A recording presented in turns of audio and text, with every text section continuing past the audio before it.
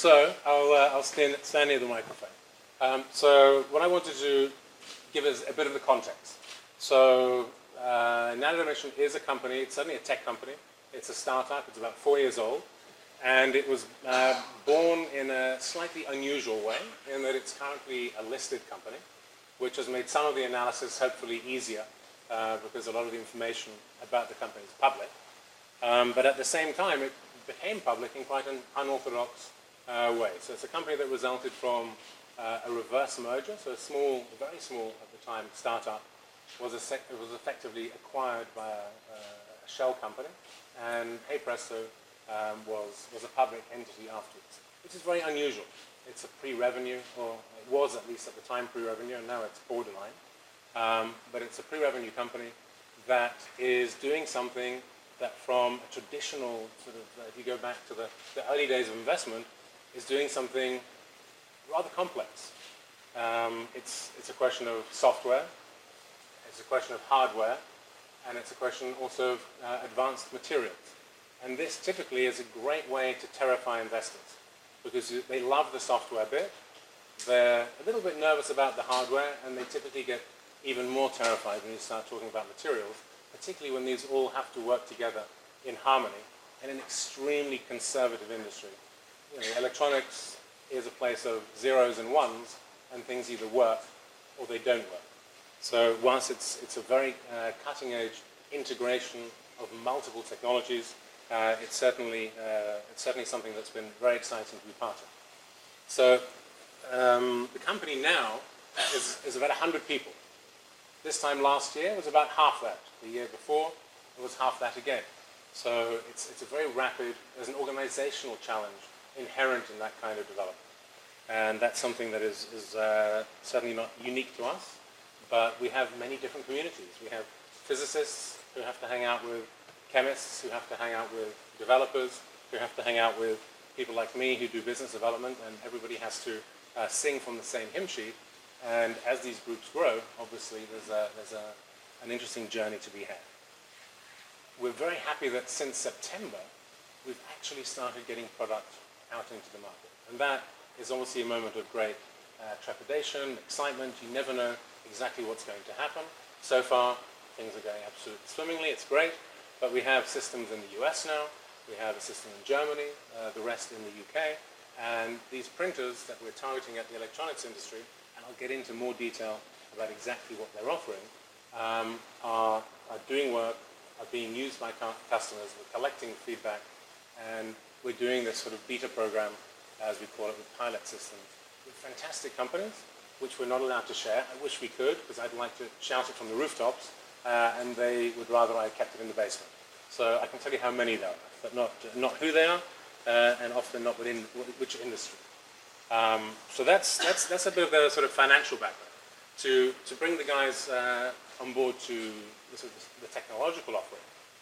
If any of you have ever dropped your phone, or in anger kicked your computer, or thrown a television around your hotel room, you'll have noticed inside you have that green sort of electrical board, the PCB, which is part of everyday life. I can probably point at 50 of them from here in the room already, certainly in everybody's pocket. And electronics is going everywhere. It's going into places, I'd love to. Yeah. Electronics is going everywhere. It's going into places where we would never have imagined electronics. We can wear them.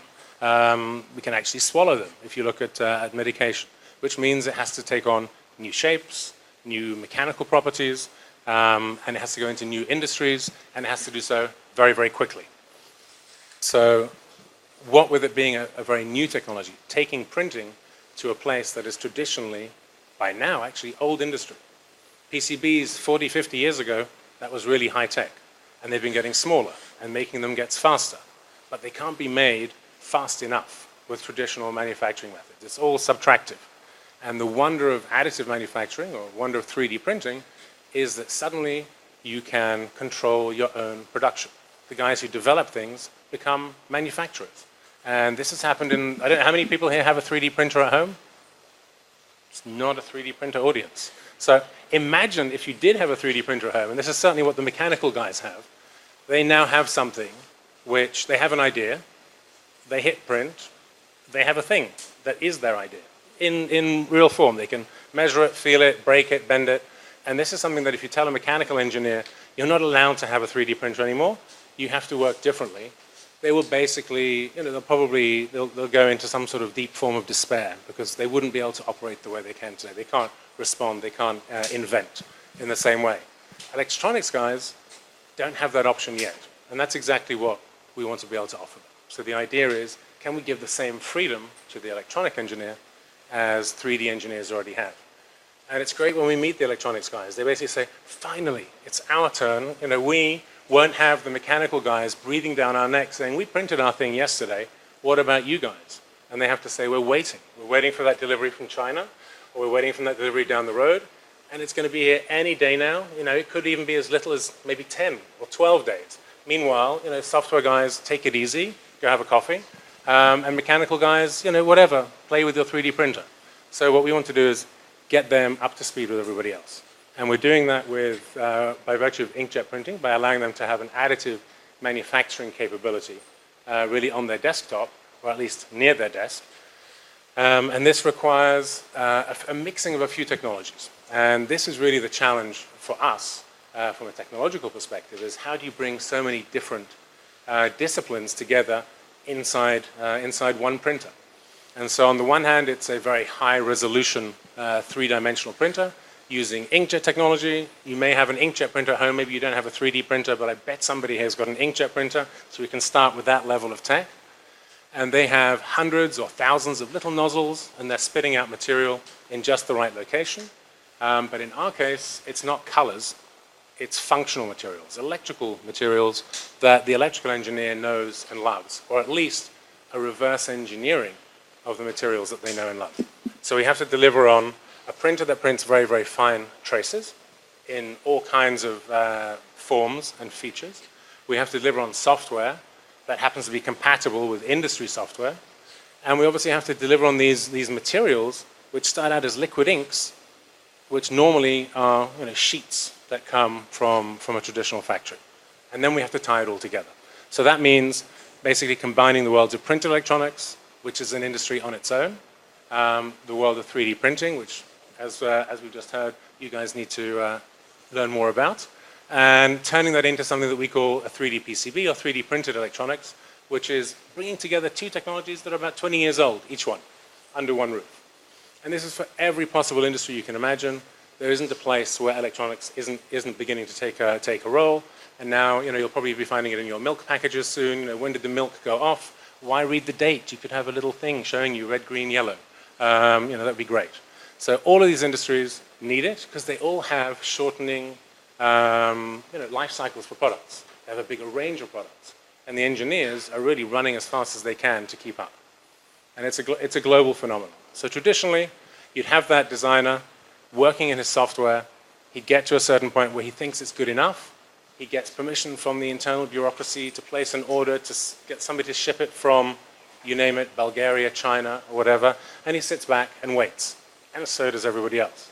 Alternatively, ta-da, you have the NANODIMENSION solution, which is essentially you port that file over to a system on your desktop, you hit print, you get to go and have a coffee, and the next morning you can hang out with your buddies because everybody is actually aligned and innovation can continue. You can also fail. You can fail fast and you can fail cheap, which is exactly, again, what bringing that production, even on a desktop, allows you to do. So that's what we're offering to them.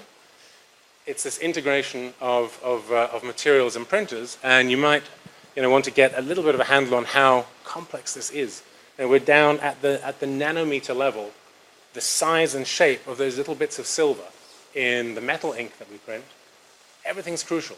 1 nanometer to the left, a little bit more, 90 degrees in the corner. Are they triangles? Are they squares? How do they fit together? So we were very proud when we bought that first electron microscope and didn't really believe we would actually need it, but it hasn't stood still since.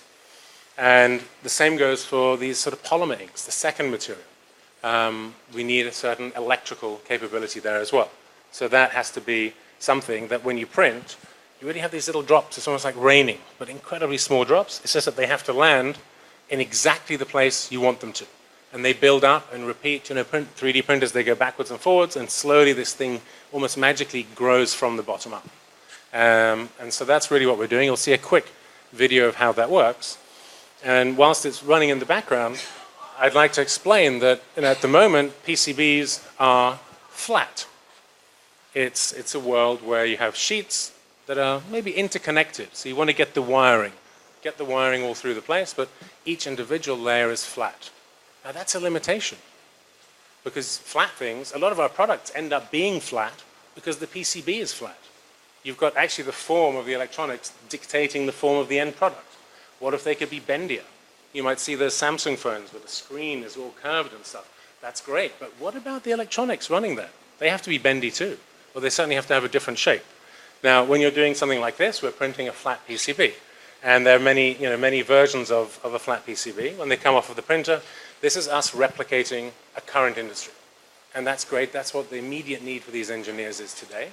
And we can make all manner of these boards. You can see they're very, very fine lines. You're going from one side to the other.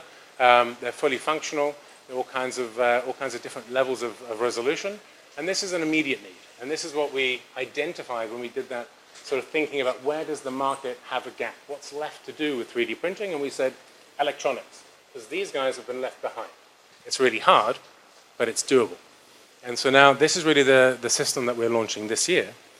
And it's sort of traditional assembly. So it's backwards compatible with software. It's downstream compatible with assembly of the board. You need to have lots of noise.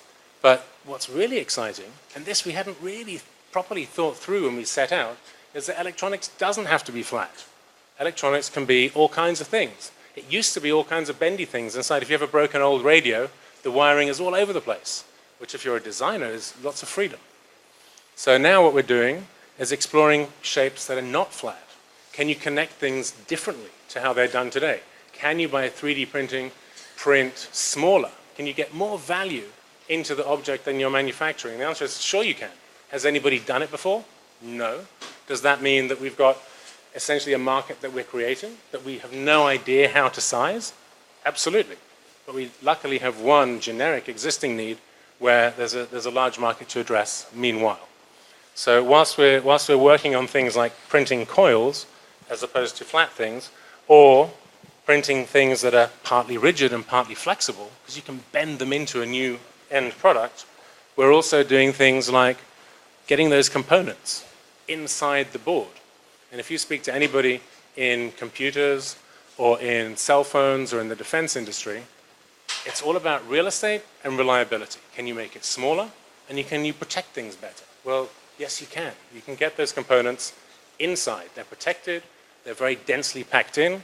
And as a result, we expect to see new ways of solving really almost insurmountable problems for a lot of these designers and the challenges they have. And here, we're really doing something totally different. You place the components inside the board as you print. You don't need to solder them, which is the traditional method. You just close it in and keep going. And that offers a whole new world of horizons where we speak to people and they don't even really know that this is a possibility. And they go, hang on, but I could do this, and I could do that. And we are almost then being led by the nose by these designers who suddenly revisit how they've solved problems in the past and say, well, now there's a better way. So that is a summary of us. Thank you.